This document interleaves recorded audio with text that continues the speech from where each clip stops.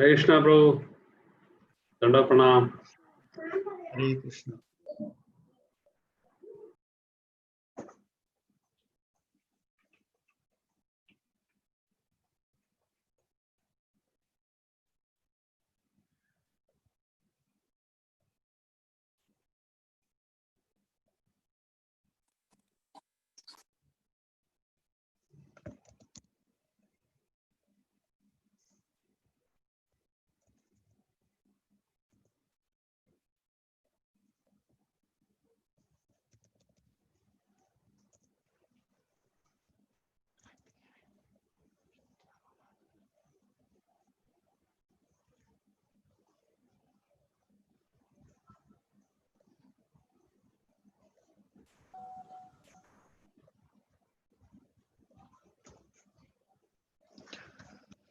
Hare Krishna.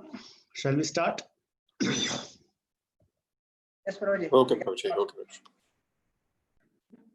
Om Namo Bhagavate Vasudevaya.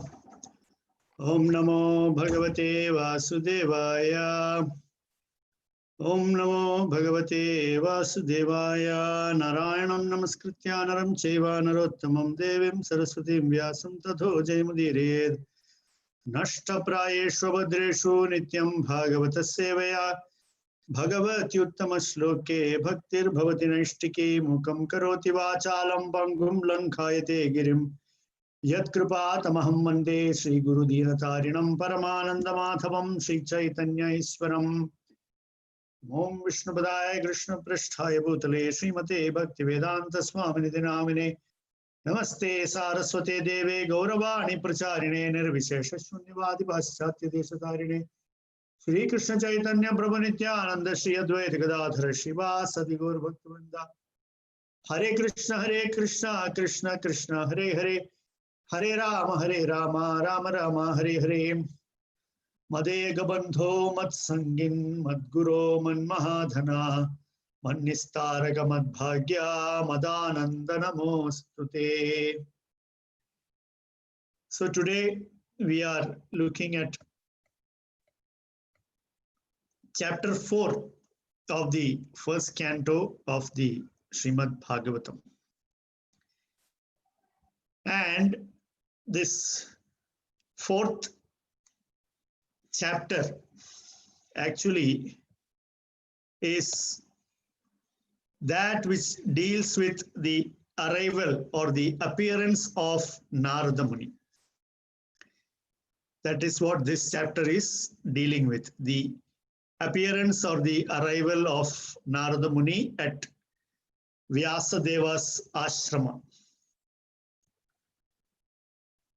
So this is the chapter where we will actually see how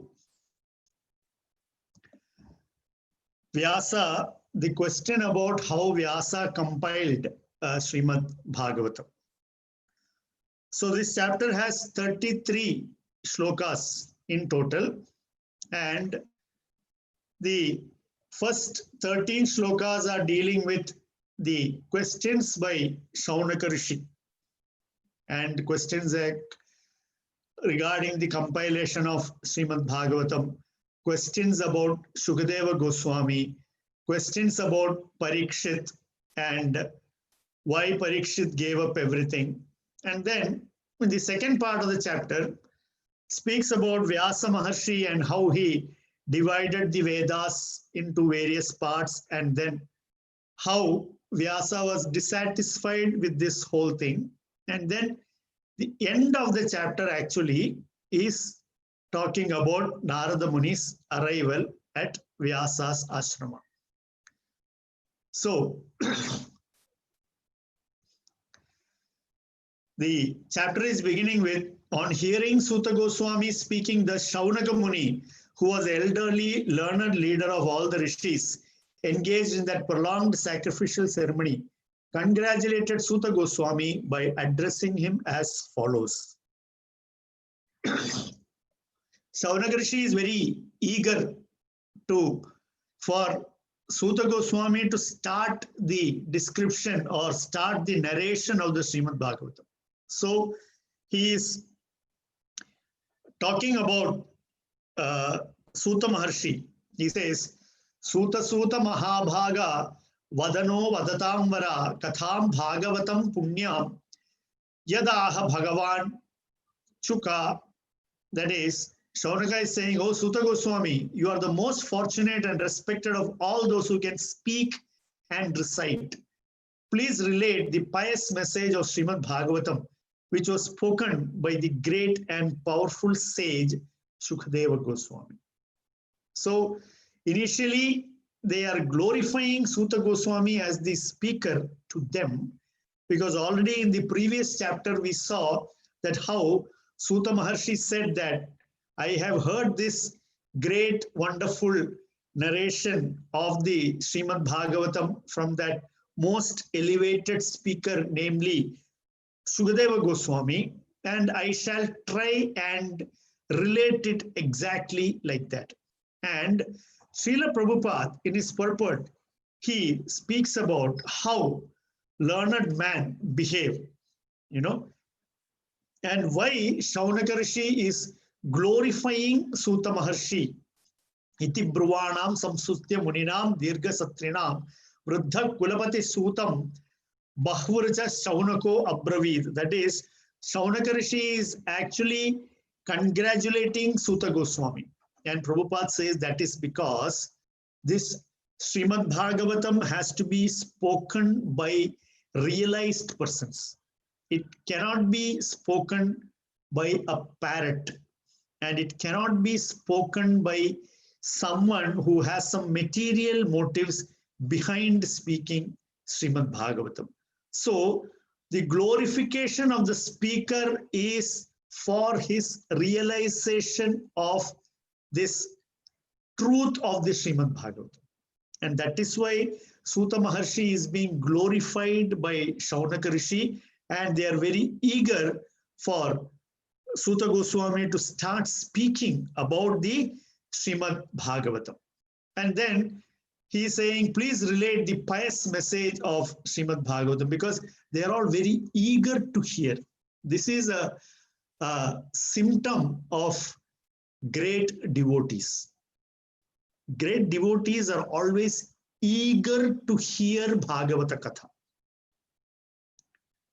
In our situation, we have to be forced, or we have to practice hearing of Bhagavata Katha. We have to practice speaking of Bhagavat Katha, because it is not coming spontaneously to us. But when you take the assembly of sages in Naimisharanya headed by Shaunaka Rishi, we understand that they are already very ripe enough to become so eager to hear the Srimad Bhagavatam. So that has to be presented also like that. Srila Prabhupada very clearly says that it has to be presented by a bona fide representative of Shukadeva Goswami. And then Shaunaka Rishi is continuing to ask his question. He is asking in what period and at what place was this first begun? And why was this taken up? From where did Krishna Dvaipana Vyasa, the great sage, get the inspiration to compile this literature? You see? So, the Srimad Bhagavatam is actually a very, very special literature of Srila Vyasadeva. That is why Shaunaka Muni is asking like this, because this is unlike, or this is greater than anything that has already been done by Vyasa Maharshi. Like all the Veda, Vedanta, Upanishads, and then the Itihasa, and then the Puranas, and now finally the Srimad Bhagavatam, which is actually a work of greater importance than everything else that is compiled by Vyasa Maharshi. So he's asking that what is the background of this? And then in the next 4 shlokas, their question is about Shukadeva Goswami. They want to know, who is this? Tasya putro mahayogi samadran nirvikalpaha ekantamatir unnidro gudho mudha iveyate. That is, they are asking, who is this son of Vyasa Maharshi? Samadrin Nirvikalpakaha. He is actually a equipoised Nirvikalpa. That means he's a monist. He's an impersonalist, and he was always concentrating on that oneness. But he is Ekantamatir Unnidro Gudho Mudha Iveyate. So he was transcendental to all mundane activities, and therefore he appeared like an ignorant Mudha. Okay. And then Shaunaka Rishi is continuing. He's saying, when Vyasadeva was following his son, beautiful young damsels were bathing naked, covered their bodies with cloth, although Srila Vyasadeva himself was not naked. But they had not done so when his son had passed. The sages inquired about this, and the young ladies replied that his son was purified, and when looking at them, made no distinction between male and female, but the sage made such distinctions. This is actually that Pandita Samadarshina verse is there in Srimad Bhagavatam, as to how a Pandita is able to see the Atma and the Paramatma within all the bodies that he is seeing. Whether it is a dog or an elephant or a Chandala, he is seeing everyone equally. Now, here you take Shukadeva Goswami, who is actually a young boy of 16 years old, and he is walking completely naked. He is a complete Avadhuta. Shukadeva Goswami. He is complete Akinchana Avadhuta is. Meaning he has no care about what the world will think of him. That is Avadhuta. That is why he was not wearing any dress, because he was not into anything that is worldly. And when he was passing by a lake and there were young girls bathing there also, and when Vyasadeva passed after Shukadeva Goswami, they all covered their bodies.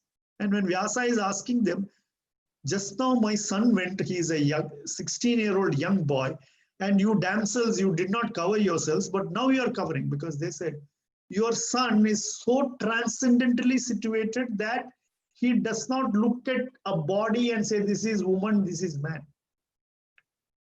So he's so transcendently situated. And then, so such a person, Shaunaka Rishi is asking, how was he recognized by the citizens when he entered the city of Hastinapura? While wandering in the provinces of Kuru and Jangala, appearing like a madman, dumb and retarded. You see? So he is appearing like a madman, he is appearing dumb, he was appearing retarded.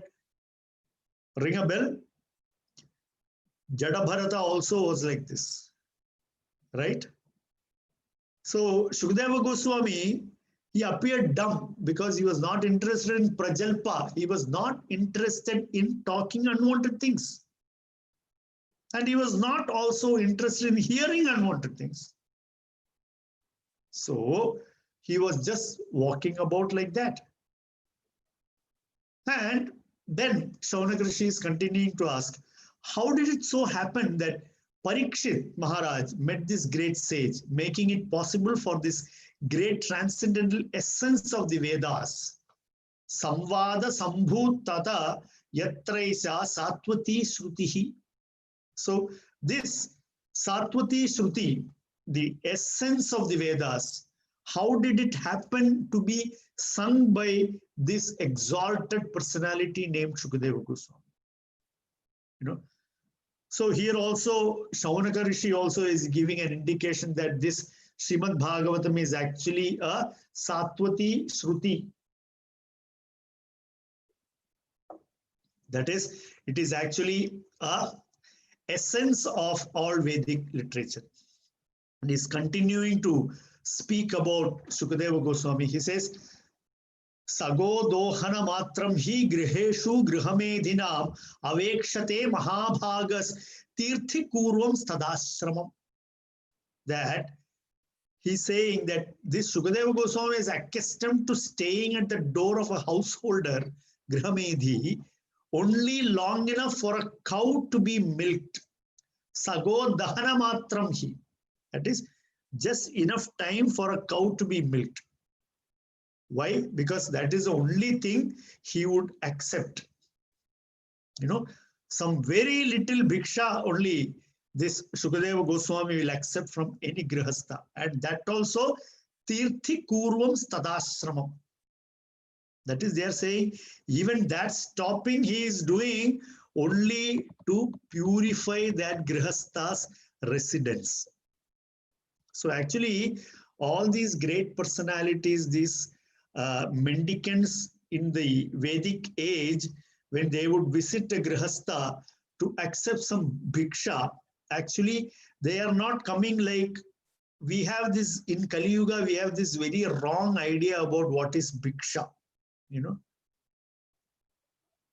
bhiksha in Kali Yuga, of course, is, you know, there is big mafia doing this bhiksha, and so people will come and beg for some alms. You know, they are considered to be the lowest and things like that. But in our Vedic culture, alms are given to those mendicants who have given up complete material life, and they will go and beg from door to door, madhukari. That means whatever a grihastha will give. You know, it is on one hand showing their great renunciation, tyaga, and on the other hand, by taking this bhiksha and at that time giving some transcendental knowledge to those grihasthas, actually these great sadhus are elevating the grihasthas. You know, that is why it is being spoken here that it is said that tirthi kurvam stadashramam. So actually these tirthas, you know, these great devotees are going from door to door begging alms only to purify the alms giver. We must understand that. So whenever we are giving in charity, in bhiksha to a sannyasi, we must know that it is not to feed that sannyasi's hunger that we are giving. It is not to feed that sadhu's hunger that we are giving. It is to purify ourselves. Why? Because whatever bhiksha is given to a sadhu, in return that sadhu is giving invaluable transcendental knowledge. You know, he is teaching us Krishna Bhakti. So, who is the actual gainer? The sadhu will get madhukari or not get madhukari. Either way, he is not affected by it. So, Shukadeva Goswami was behaving like this, like a complete avadhuta, and people were thinking that he is a mad person and whatnot. But it did not bother him one bit. Why? Because he is completely transcendental to this material situation. So, this is a symptom of somebody who is transcendently situated. And then Samaragarashi is asking questions about Parikshit. You know, he's asking that, he says that the birth and activities of the son of Abhimanyu, it is very wonderful. So please give us an explanation about it. And then next question he is asking, why did this Parikshit Maharaj give up everything to sit on the bank of Ganga and fast until death? And then he's continuing to ask, why should a powerful and young devotee king renounce his kingdom and life? And then he's saying something very important. He says, Shivaya lokasya bhavaya bhutaye ya uttama shloka parayana janai jivanti natmartham asau parashrayam mumocha nirvidya kutah kalevaram. That is, he's saying that those people who are devoted to Krishna, they are actually living for Shivaya lokasya. They are actually living for the auspiciousness of the entire world. They live for the welfare and happiness. Shivaya lokasya bhavaya bhutaye hu ya uttama shloka parayana janaha. Those devotees who are uttama shloka parayana, they are always speaking, they are experts in speaking about the uttama shloka, who is the Supreme Personality of Godhead. They live actually for other people, and they do not live for their selfish interest at all. So, even though this Emperor Parikshit was free from all attachment to worldly possessions, how could he give up his mortal body, which was shelter for others? What does that mean?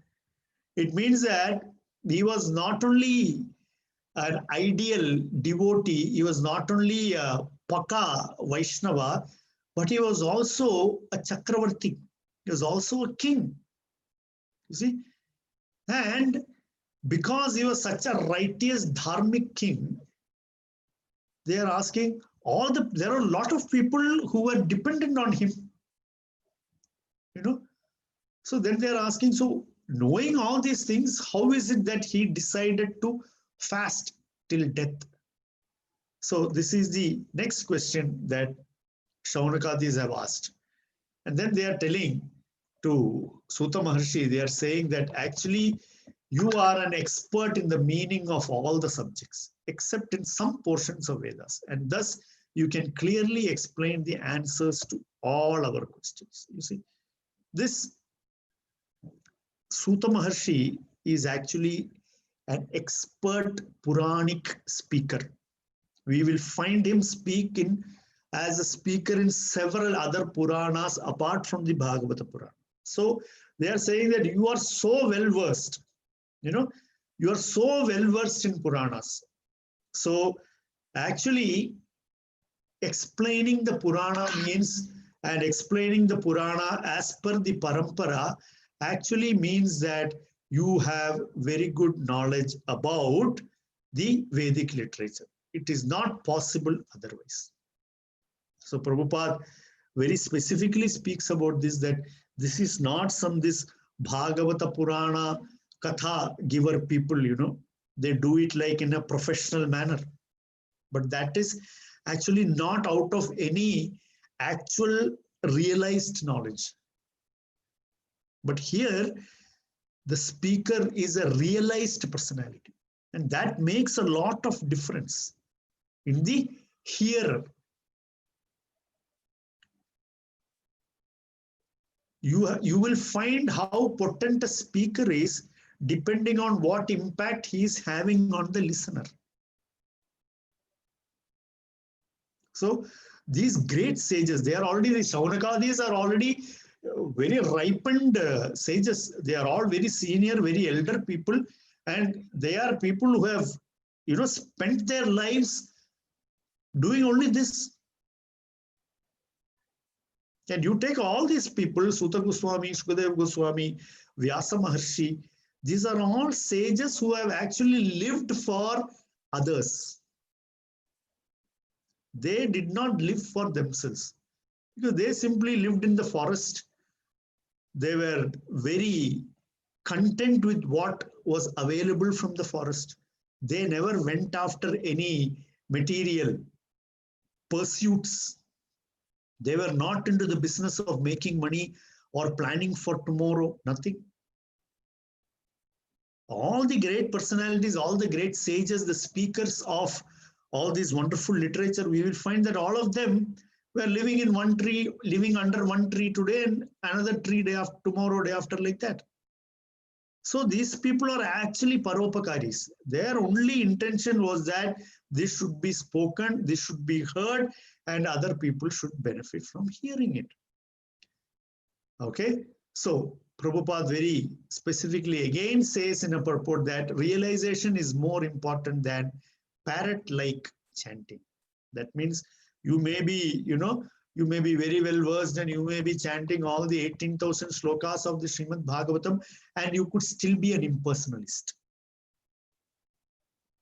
You could still be an impersonalist. Why? Because if you consider your chanting to be your profession, and if you are trying to impress the listener with your memory of, reciting the 18,000 verses without actually internalizing even one verse, then actually there is no value to the recitation of the 18,000 verses. By no means am I deprecating those who can chant the 18,000 verses of the Bhagavatam. That is not the idea. But without internalizing the essence of what is contained in the Srimad Bhagavatam, however attractive a speaker may be, he actually cannot be of any use. You can be, you can be a very good speaker, a very good orator who can capture people while you speak, you know.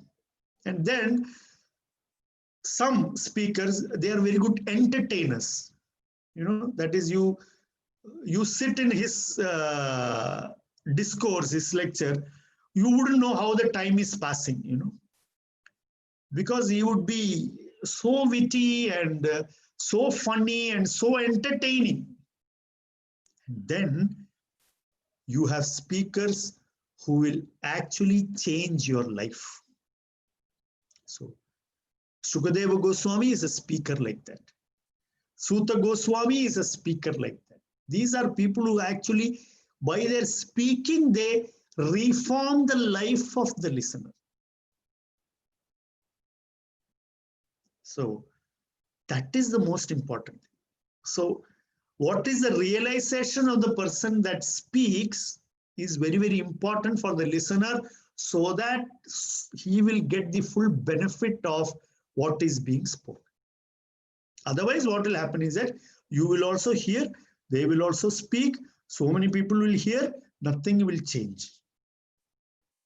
So that is why here the speaker is actually being glorified by these personalities. And then it speaks about Vyasa Maharshi, who is, it comes to the subject of Vyasa Maharshi, that Krishna Dvaipayana Vyasa, he is named. His actual name is Krishna Dvaipayana because he is black in color. Dvaipayana because he was conceived in a dweep, in an island. You know, he was born to Parashara Muni and Satyavati. And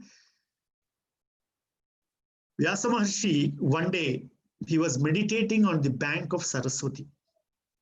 At that time, he could foresee the happenings of Kali Yuga. He saw what is going to go wrong in Kali Yuga. He could see rampant animal killing. He could see plundering, looting. He could see people are all hypocrites. You know, he could see that Brahmanas have lost their potency. He could see that everywhere it is a Chandala civilization. So like that, he had very, very disturbing visions about what will happen in Kali Yuga. And whatever I said now is no exaggeration, because it is all recorded by Vyasa Maharshi himself in Bhavishya Purana. Okay. So he was saying that all these things are deteriorating like this. So he was thinking, in this circumstance, what can I actually do for all the common men, you know, common for everyone in all varnas, all ashramas, you know, I want to do something that will benefit everybody, right from the Chandala up to the Brahmana. I want to do something. I want to do something for the welfare of everyone, whatever class he may belong to, whatever ashrama he may belong to, whatever may be his social status. I want to help all of them. So he saw that, you know, the Veda, originally the Veda is one. And Vedas contain a whole lot of sacrifices, you know, for purification. So Vyasa Maharshi, he took that one Veda and he divided it into 4. And then Itihasa and Purana, he separated and put it as 5th Veda, Panchama Veda. And he divided these and gave it to his principal disciples. You know, so Paila Rishi, who is the disciple of Vyasa, he got the Rig Veda. Jaimini Rishi got Samaveda. Vaishampayana got Yajur Veda. Angira, he got Atharva Veda. And Romaharshana, the father of Suta Goswami, he got the Puranas. That is how Suta became a Purana speaker. He took it up from his father. So, and then these 4 disciples of Vyasadeva, they taught their disciples wrote treatises on that. This is how this Vedic literature got developed through Vyasa, his disciples and his grand disciples, and so many, they branched out. They wrote their own theses based on their understanding, and then like that, various schools under this one Veda, which became 4 Vedas. And under those 4 Vedas, there are so many different schools which teach, from each one from a different point of view. So after having done this, then he wrote, after doing compilation of the Vedic literature, then for Stri Shudra Dvija Bandhunam, he compiled the Mahabharata, the greatest itihasa of Mahabharata. That also was compiled by Vyasa Maharshi. And it is said that because Stri Shudra Dvija Bandhunam, they do not have adhikara to study Vedas. It is a question of adhikara, not by birth, but by quality. That is, by quality, if you have Brahmanical quality, only then you are having the adhikara to approach Vedic literature, to study Shruti directly, to study Veda directly. You have to be a Brahmana by culture. You have to be a Brahmana by Swabhava Guna. That means you should have some inbuilt quality of a Brahmana. Then only you have the adhikara to learn Vedas. So Vyasa Maharshi's idea is what? He wants everyone, because everyone does not have the guna, does not have the quality of a Brahmana. But should that stop somebody from going back to Godhead? Should that stop somebody from getting the ultimate benefit? It should not. So that is why Vyasa Maharshi took it upon him that I must compile something so that it will benefit all kinds of people. And therefore, he compiled the Mahabharata. Ta eva Veda durmedher dharyante purusher yatha evam chakara bhagavan Vyasa kripana vatsala. Thus the great sage Vyasadeva, who is very kind to the ignorant masses, edited the Vedas so that they might be assimilated by less intelligent men. And then continues, Stri Shudra Dvijabandhunam Traina Shruti Gochara Karma Shreyasi Muthanam Shreye Evam Bhavediha Iti Bharatam Akhyanam Kripaya Munina Kritam. So, Stri Shudra Dvijabandhunam Traina Shruti Gochara. So, Gochara means comprehension. That means these 3 Shudra Dvija Bandhunam, they cannot comprehend. They cannot comprehend due to their nature, their swabhava. So what did he do? He compiled the Itihasa called Mahabharata. And very interesting for us to note that within this Mahabharata, what did Vyasa Maharshi keep within this Mahabharata? He kept something like a hidden gem, that would actually contain all the essence of Vedas. And because it is part of Itihasa, everybody has got access to it. That is the Srimad Bhagavad Gita. You see? So everything is done with a grand plan to elevate all of us. We must understand this. It is not that the higher intellectual personalities did not have any plan. They always had a plan. And they planned things in such a way that nobody will escape.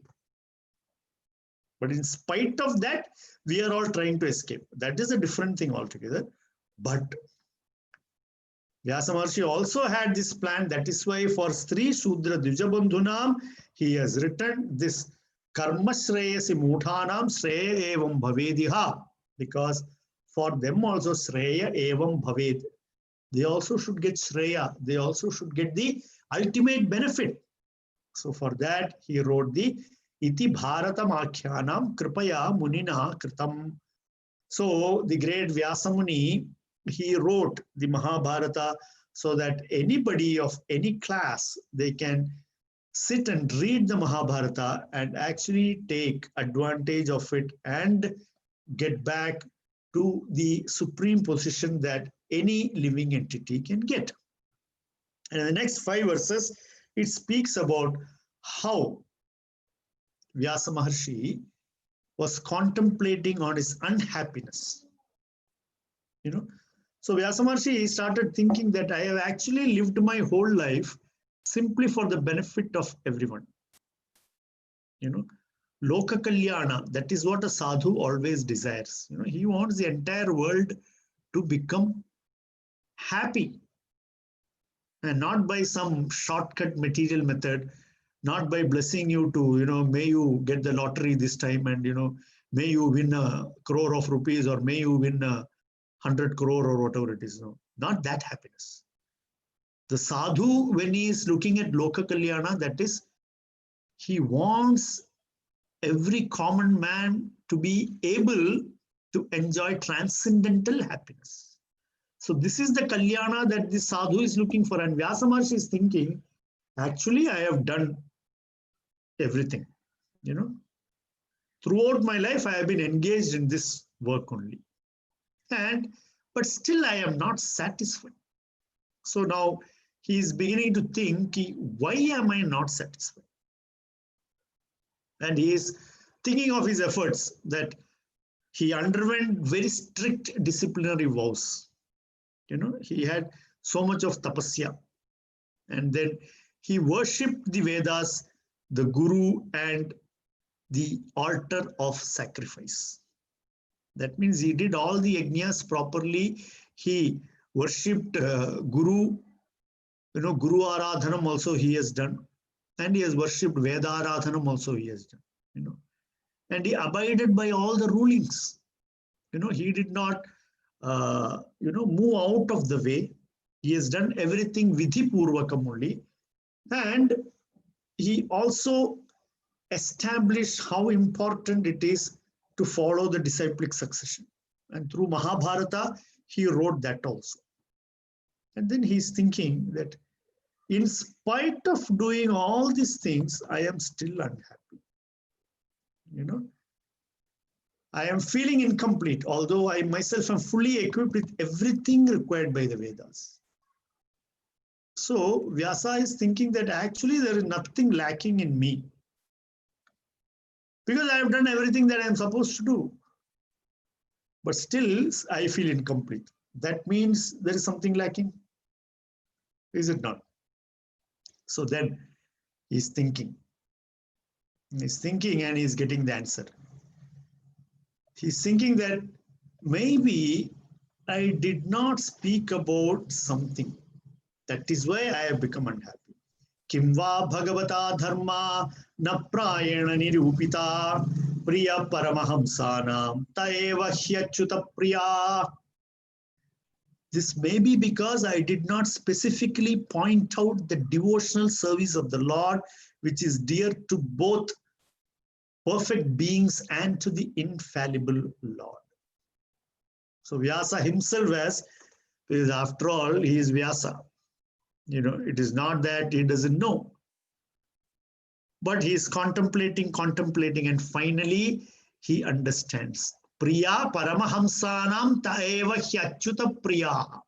So it is the paramahamsas also, for them it is very dear. What? Kimva bhagavata dharma na prayena nirupita. Because I did not discuss Bhagavata dharma, which is actually Priya Paramahamsanam Hi Achyuta Priya. So for it is Achyuta Priya, very dear to Achyuta, and it is very dear to the Paramahamsa. So I have not spoken about that. So now he has fixed See, this is how a great personality thinks, you know, that analyzing, looking inwards and finding the reason and then acting upon it. This is how a realized devotee behaves. This is how a realized Mahatman speaks. This is how he acts, you know, and then Tasyaivam khilamatmanam manyamanasya khidyata krishnasya narado bhyagat ashramam pragudahritam. So, like this, Narada Muni, he reached the cottage of Krishna Dvaipayana Vyasa on the banks of the Saraswati, just as Vyasadeva was regretting his defects. So, actually, Vyasa Maharshi was feeling a total emptiness, not because he did not have knowledge, not that he lacked knowledge, but Bhagavata Dharma is something that is beyond knowledge. You see? It is beyond the monist, it is beyond the impersonalist. So actually the monist is not considered to be a Paramahamsa. So whatever else he has compiled until then, the monist will be very perfectly happy. But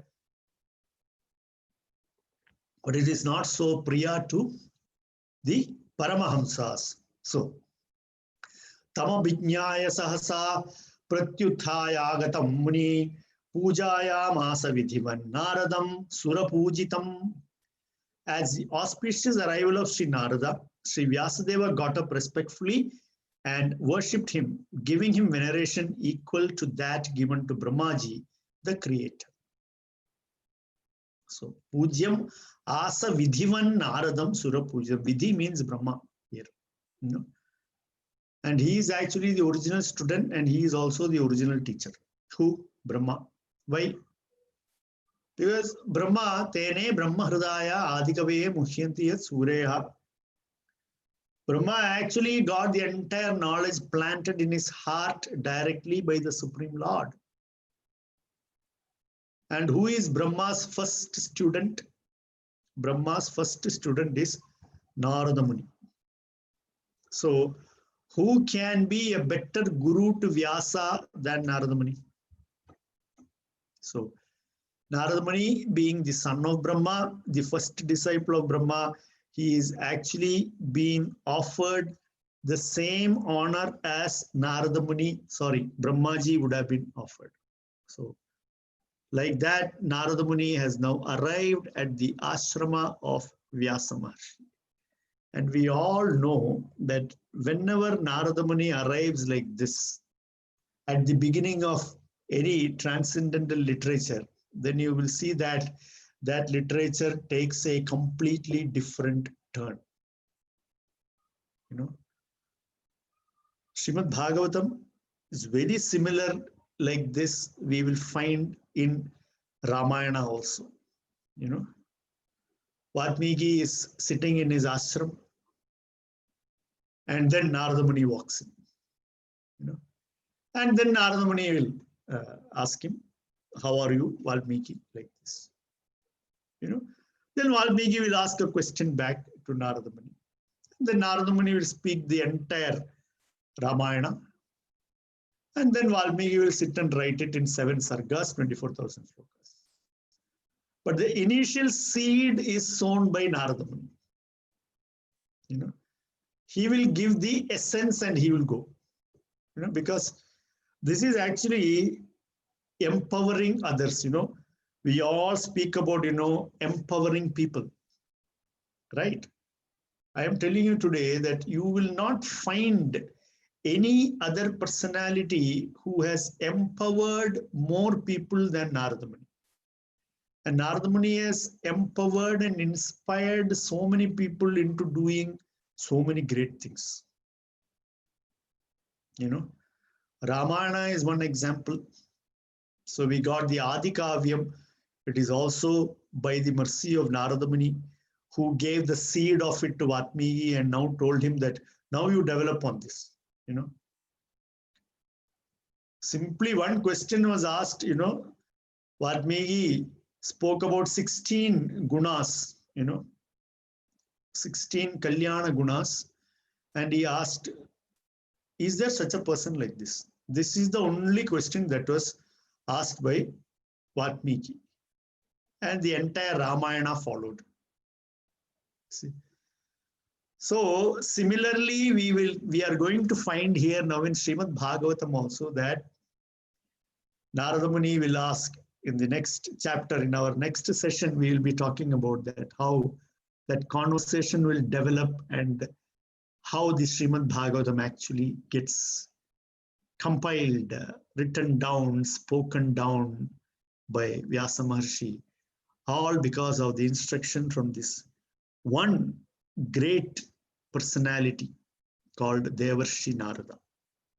So everywhere we find there is the ultimate glorification of the Supreme Lord is there, you will find Narada Muni somewhere in that scene, either as a hidden Karana or a Pratyaksha Karana, or he'll be there on the side, he'll be a listener, he will be, an impactful personality.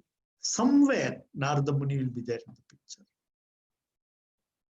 So, and we also know that anybody who is a disciple of Narada Muni, you will find that they are the most celebrated devotees.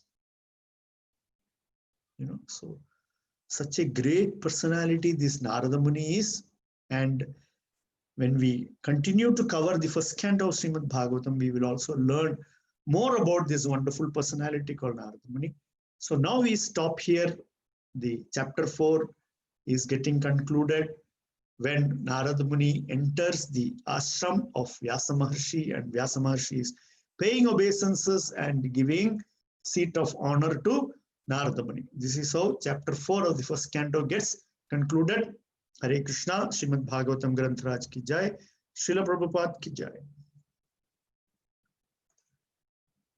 Thank you very much. Now I can unmute everyone. And you may ask questions. Okay, I already have many questions here.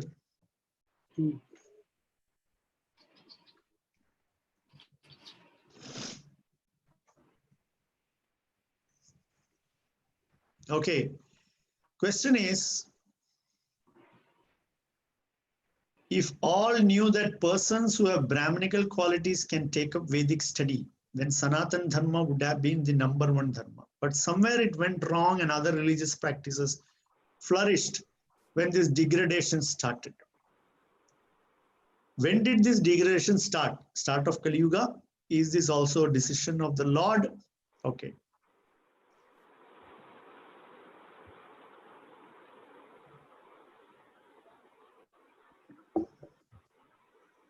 As yugas go by, right from Satya Yuga down to Kali Yuga, there is deterioration generally of dharma. We will find that. Okay. Almost everybody is very dharmic in Satya Yuga, and then as it comes down, you will find that people will follow dharma lower and lower and lesser and lesser and lesser and lesser. That means also we find the gunas of people who are there in these various yugas, that is also diminished. So by the end of Dwapara Yuga, and when Kali Yuga starts approaching, you will find that people with higher gunas are very rarely found. Okay, so that is why when we say about Stri Shudra Dvija Bandhunam, we must understand that in Kali Yuga, practically there are no Dvijas or very few Dvijas. And so there is no Adhikara to study Vedas for anyone. And because that Adhikara to study Veda is also not there. And even if the Adhikara is there, who is interested? As Kali Yuga progresses, nobody is interested to study Vedas or teach Vedas. You see? So this is how what we see as the deterioration of dharma is already there. And Kali Yuga being by nature, in Kali Yuga, Kaitava dharmas will grow. some kind of cheating religion will go on. Even this, currently there is no proper Sanatan Dharma also. There is something called Hindu, you know. And can you அனந்திருப்பணி மாதா ஜெபம் பண்றாங்க. அனந்திருப்பணி Mataji Jayaprada.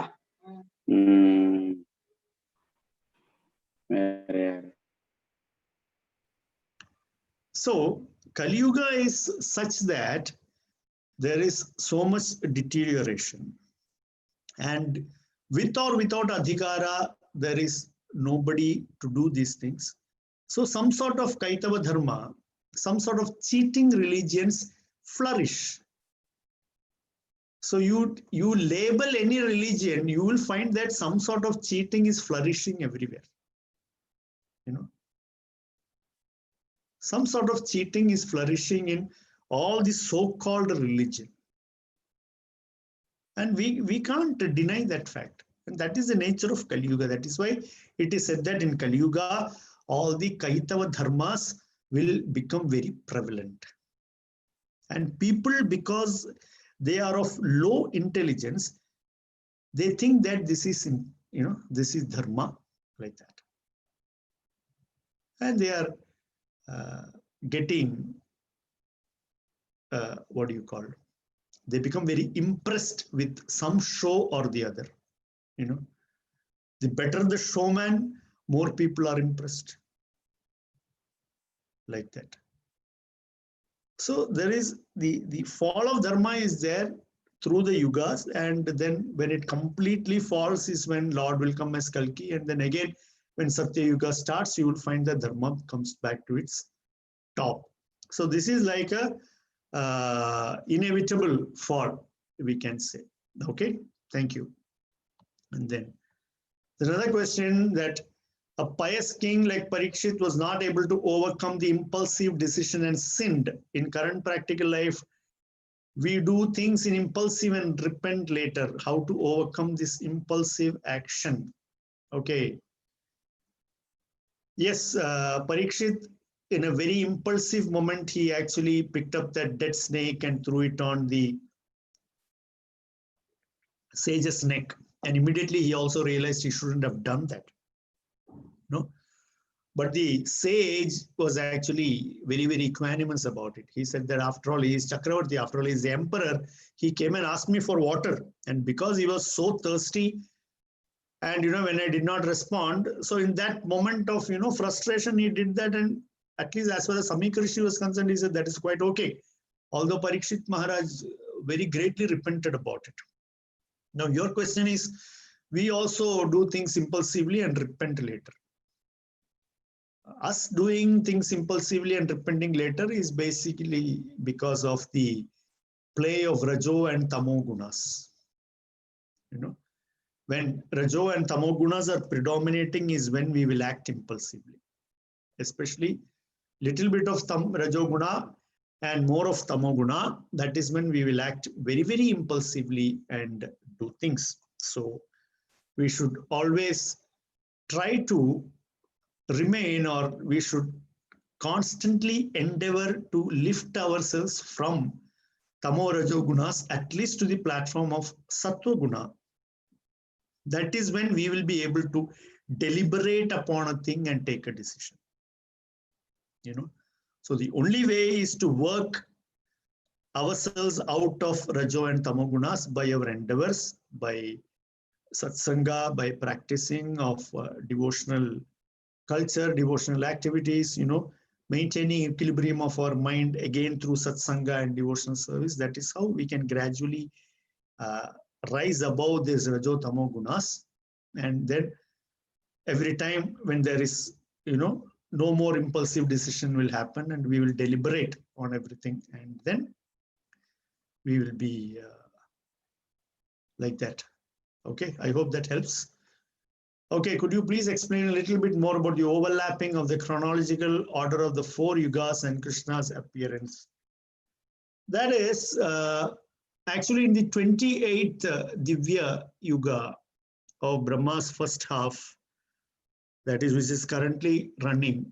in that particular day of Brahma, in the 28th Chatur Yuga, the Dwapara Yuga came after Treta Yuga because Swayam Bhagavan Krishna was coming, and otherwise the normal what you call flow is Satya, Dwapara, Treta, and then Kali. That is how it is told.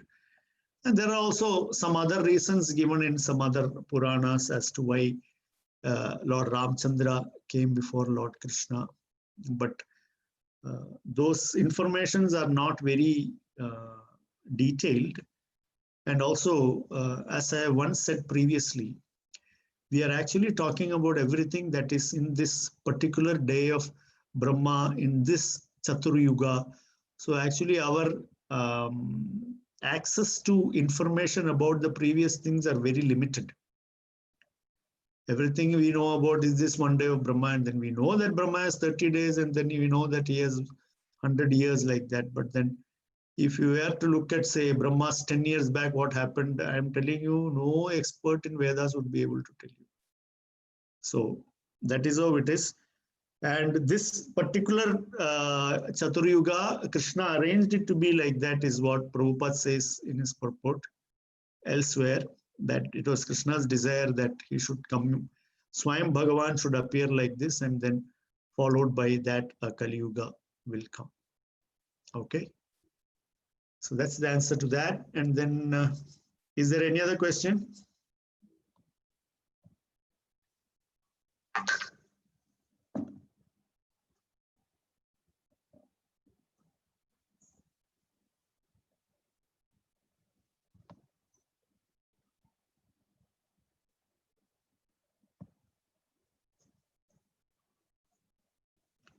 Yes, itihasas are also Itihasa Purana. Together, Itihasa Purananam. Vedam Samupa Brahmayet. This is from Manu Samhita. Itihasa Purananam Vedam Samupa Brahmayet. That means Sama Upa Brahmayet. Brahma is another word for Vedas, and not our Brahmaji. Brahma has another meaning, Vedas. So Sama Upa Brahmayet, that means it is considered on par with Vedas as, okay, this is Veda like this, Shruti and Smriti, and then Purana and Itihasa clubbed together as the fifth Veda. If you ask why,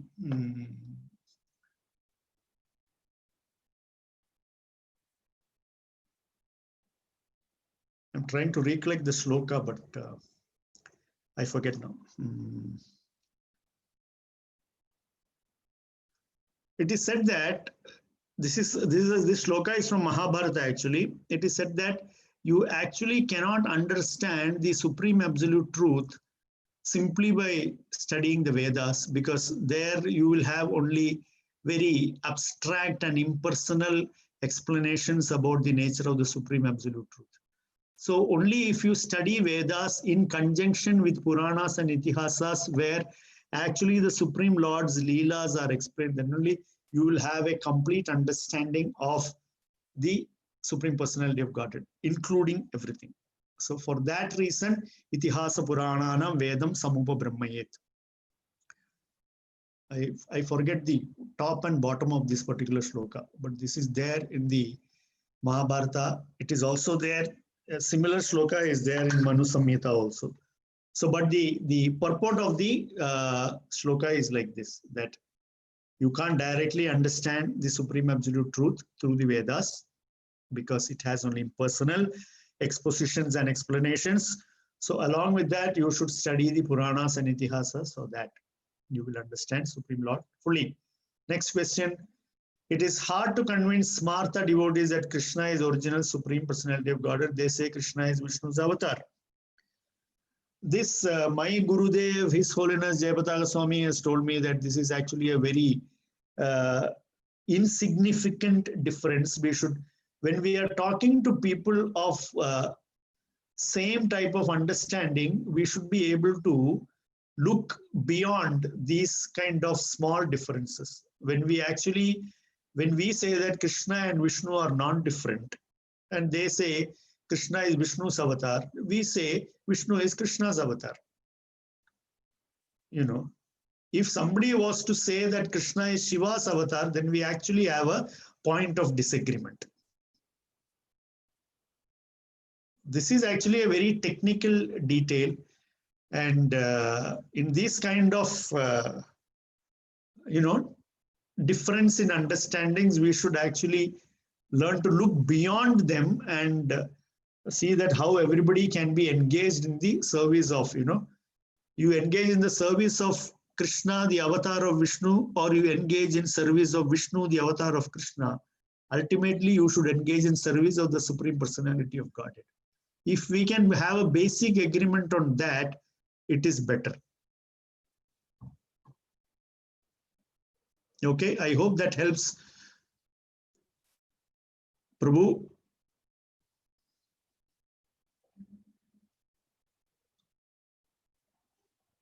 Because otherwise what happens is that for every shloka that you produce to prove your point, they will produce 2 shlokas to prove their point.